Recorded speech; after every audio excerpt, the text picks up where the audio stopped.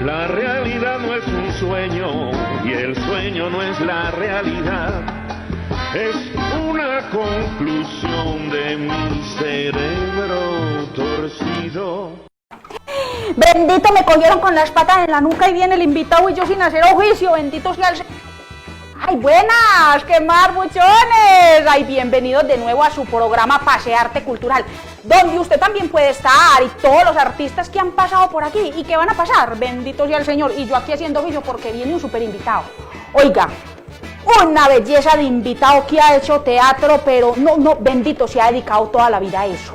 Ay, yo les voy a hacer también una declamación porque es que como yo también estudié de eso.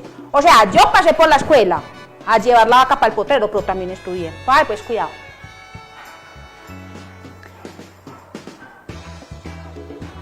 Del cielo cayó una rosa, mi abuelita la cogió, se la puso. Vamos con el invitado, no me pierdan pues, Pasearte Cultural, ya viene Alejo también.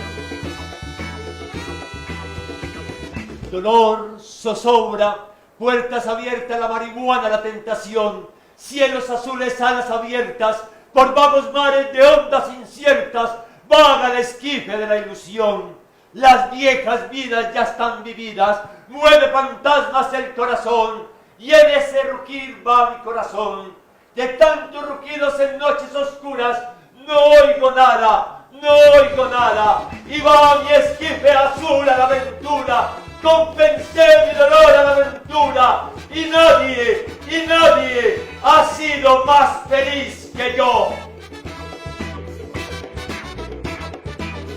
Pasearte Cultural, el programa donde tú también estarás.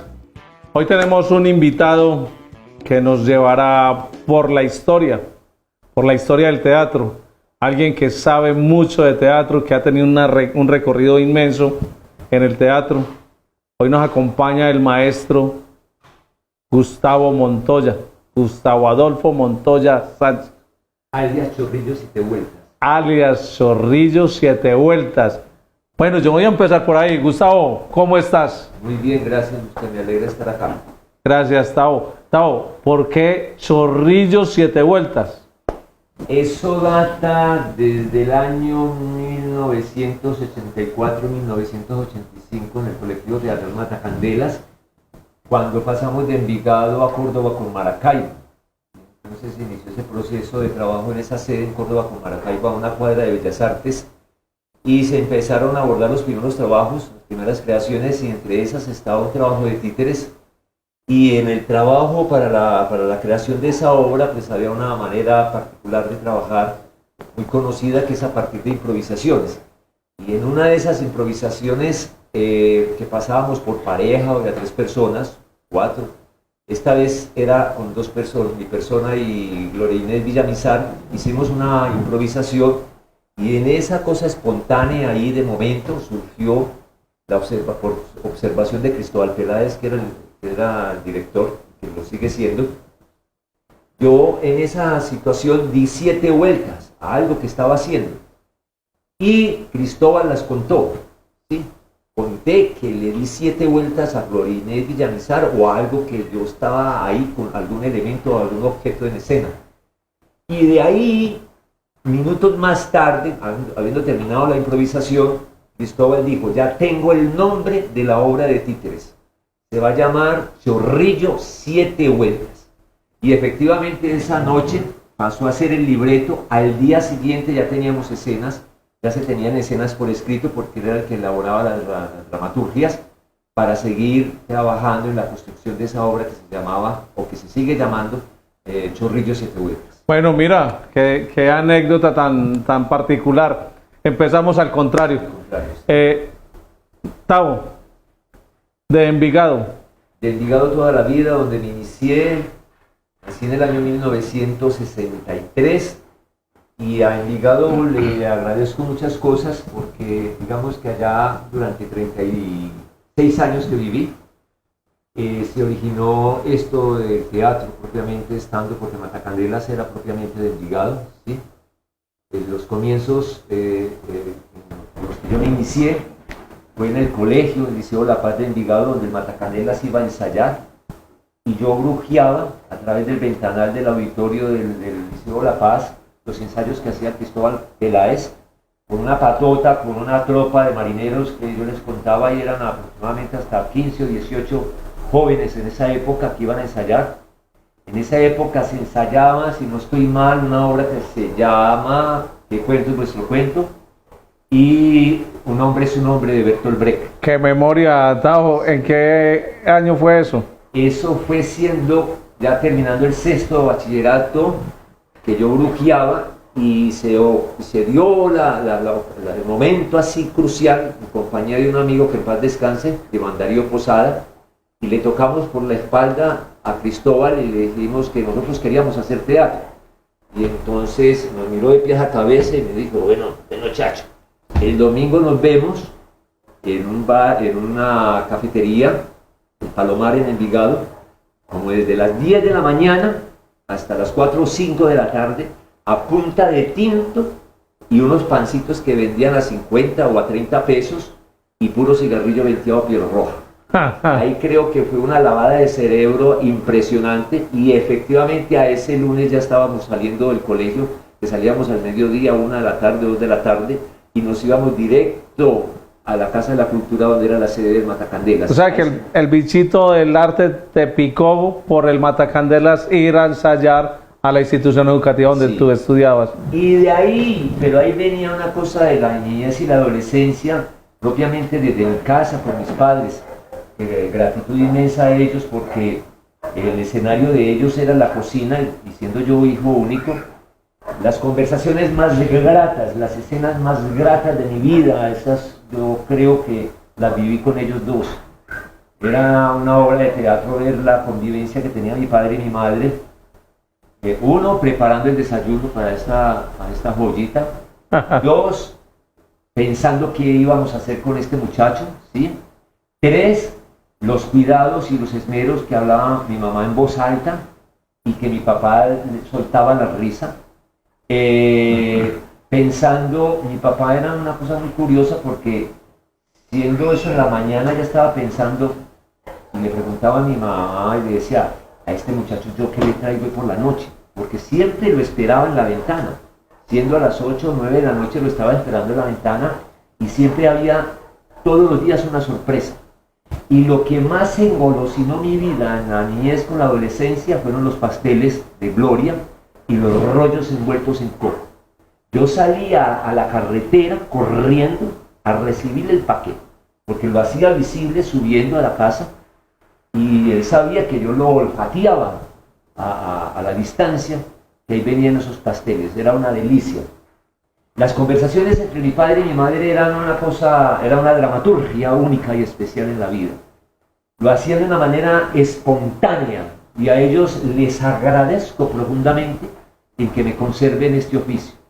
Había la tentación muy grande por parte de mi madre, básicamente, de que yo fuera sacerdote. Por fortuna no lo fui. Por fortuna para nosotros los fieles. ¿o qué? ¡Alejo! ¡Alejo, ya ¡Oh, invitado! Angelita! Que no le vaya a dar a ese invitado por pedir comida, porque no hay. También, muy amarrado. ¡Ay! Virgen Santísima, era que ya había llegado. Pero estamos esperando el bono del beneficio que van a dar. ¿No ha llegado? ¿El bono del beneficio? Sí, para el mercado. No ha ¿Es de llegado. verdad? No era con tu cédula.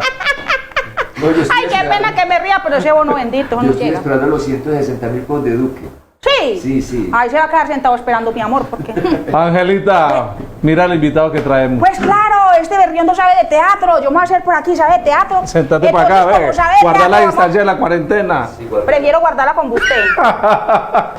Entonces, como usted es de teatro, vamos a hacer un ejercicio, ¿cierto? Vamos a hacer una improvisación aquí de una pareja de amor, pero espere primero. ¿Para qué? Claro. Aquí es con todas las Con todas las- medidas de Hey. bioseguridad.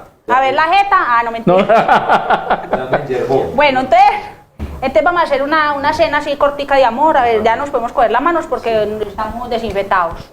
Hagamos, querida, no me preparo. Ahí sí lo coge la cámara. Sí, eso, de la jeta para Y allá. si no lo coge la luz también. Bendito, lo va a coger esperando los 160.000.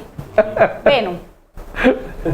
¡Oh, Gustavo Felipe! Tú y yo no podemos ser amantes. Ils sont pas intégrante, je ne sais pas que dire seulement que je suis mourir. D'amour à los pieds du monde, moi, mademoiselle. De même emblème, sinon à sus pieds du moine à sa côté. Pense que je suis à sa fiancée et je vais à sa maison tous jours, les luz. Pobre de mí que no puedo hacer que mi corazón llegue hasta tus labios. Si usted no entendió esa primera parte, my Ángela. God, no entendí ni jorro. Ese macho habla inglés. Vea, Francés. Ah, bueno, francés. Deja ver, Con razón, no María. entendí.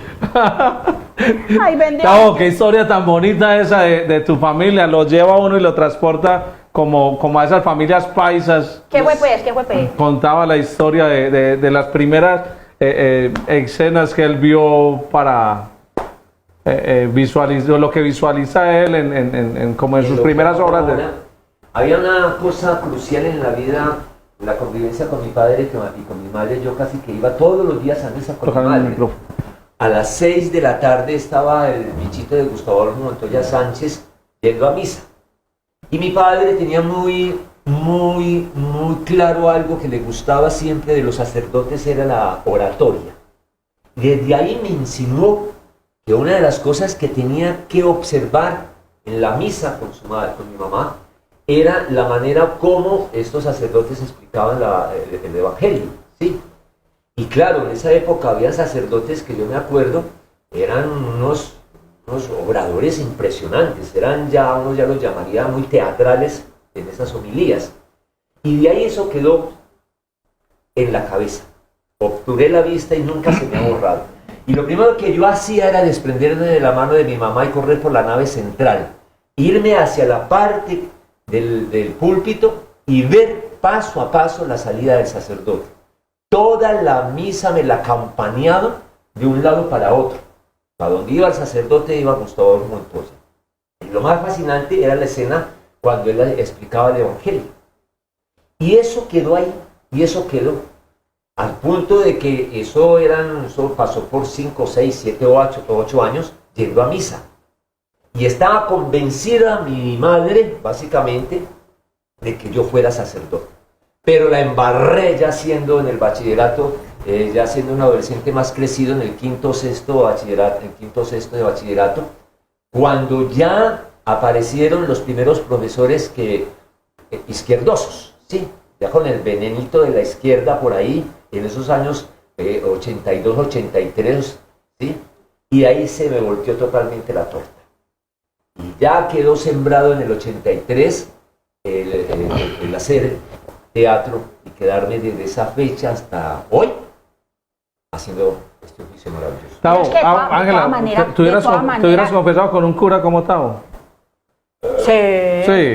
Bueno. No, pero es que de todas maneras los curas muy teatreros, ¿no? ¿Cierto que sí? Pues yo trato de decirlo en la buena palabra también, ¿cierto? Porque ellos que la homilía, que alzan, entonces eso es un ritual teatral prácticamente. Tavo, ¿qué se siente haber sido dirigido por dos grandes maestros del teatro como es Cristóbal y Farley? Realmente los 10 años en el Matacandela fueron la mejor siembra en esa época de mi juventud, porque perfectamente me hubiera podido torcer, ¿sí? Haber cambiado el rumbo de cosas. Pero Cristóbal fue un capitán muy firme en ese manejo, en esa dirección, y a él le agradezco profundamente esa siembra, ¿sí? Ya le correspondía echarle agüita para no dejar fenecer esa siembra, y creo haberlo hecho. Y de ahí partí, después de que partí del Matacandelas a otros grupos, y finalmente llegué, yo creo, a un estadio de proporciones mucho más grandes que triplican ese principio Ligas mayores, de ligas mayores que fue la experiencia con Farley Velázquez. hora 25. Lo digo a los cuatro vientos, me da cierta nostalgia y cierta tristeza, porque lo evoco a él directamente como la persona que me dirigió como maestro en escena, como amigo, como quien me ayudó, me apoyó, estuvo al pie del cañón en sus dificultades, batallamos juntos, pero las cosas terminaron en otro tipo de circunstancias, pero no obstante así, lo que quedó sembrado de él es ese amor por el oficio, que bien lo teníamos muy claro, y lo tenía también él. Entonces ese estadio mayor siempre será Farley Velázquez, la estadía con Carola, con todo el equipo, Adriana, con todos los que venían en esa camada, del más viejo hasta el más joven, porque se hicieron realmente cosas. Y él me hizo entrar por la puerta grande, que es una de las cosas más tenaces. Yo llegaba, después de haber pasado por una, llamémoslo, tragedia personal en esa época, en el 2015, 2016, y él fue quien, digamos, me dijo: Sarpe, aquí, súbase acá, que aquí tiene el espacio, este escenario, tiene esta casa, me tiene a mí. Y tenía en esa época, había un batallón, había una tripulación de marineros impresionante, muy tenaz. Como dicho, yo me vi como una hormiga porque desconocía a muchos de esos que estaban ahí, no tenía mucha cercanía con ellos, y sin embargo este hombre confió ciegamente en mi persona y me pude mantener hasta el 2017. Qué bien, Tavo. Tavo, si te menciono Porfirio Barbajacó, el hombre con cara de caballo. Eso también tiene un legado y viene por mi padre. Sí, vale la pena que se conozca porque ahí está la parte de teatro. Yo desconocí, lo supe tarde por mi padrino Oscar Uribe en Envigado, que mi padre tenía afinidades con la poesía y que a mi padre lo llamaban el hombre caballo. Nunca supe esa chapa. Solamente sé de cosas que ya me acercaban a pensar de ese asunto, llamémoslo entre comillas, intelectual y conocedor de la cosa. Era porque a él en Envigado lo llamaban el maestro del maestro del cedro, del laurel, de la madera, carpintero. Y apodado como maestro, le tenían un respeto impresionante, tenaz en Envigado. A él le hacían corrillo los marihuaneros para conversar. Yo iba a buscar a mi papá porque mi mamá se moría de la rabia porque ella subía calamocado ebrio y precisamente lo escuchaba, lo veía a las cuadras bajo un bombillo, esos de 60 vatios en esa época que alumbraba las aceras, conversando con 5 o 6 marihuaneros, con personas alrededor, con otros del mismo oficio. Conociendo el asunto de mi padre que le decían el hombre caballo, años más tarde pasé a tener una sorpresa que fue para mi primeriza en el Ateneo Porfirio Barbajacó, hacer el papel de hacer unos textos de Porfirio Barbajacó. Empecé a hacer la indagación sobre ese personaje y precisamente me encontré con una información de que a mi padre le decían el hombre caballo.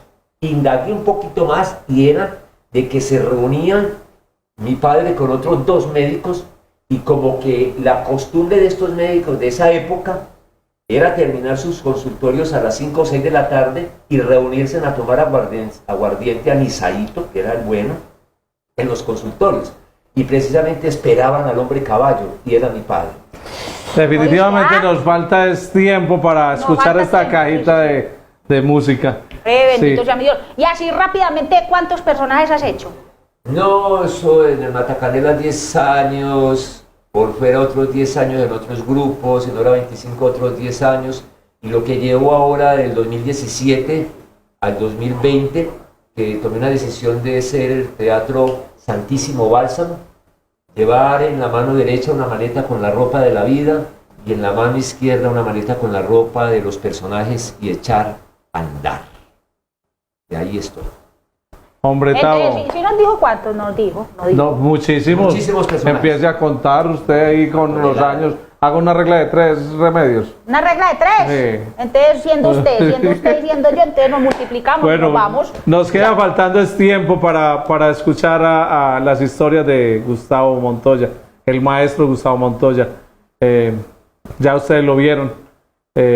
Muchas gracias, Gustavo, por estar con nosotros. Muchas gracias por acompañarnos en Pasearte Cultural. Ya tendremos oportunidad de seguir hablando y escuchando todas estas historias tan hermosas. No le crea que eso le dice a todos le dice lo mismo. Bueno, los esperamos en nuestro próximo programa de Pasearte Cultural. Todos los jueves a las 6 de la tarde. El programa donde tú también estarás. Y ella también estará. Yo para qué.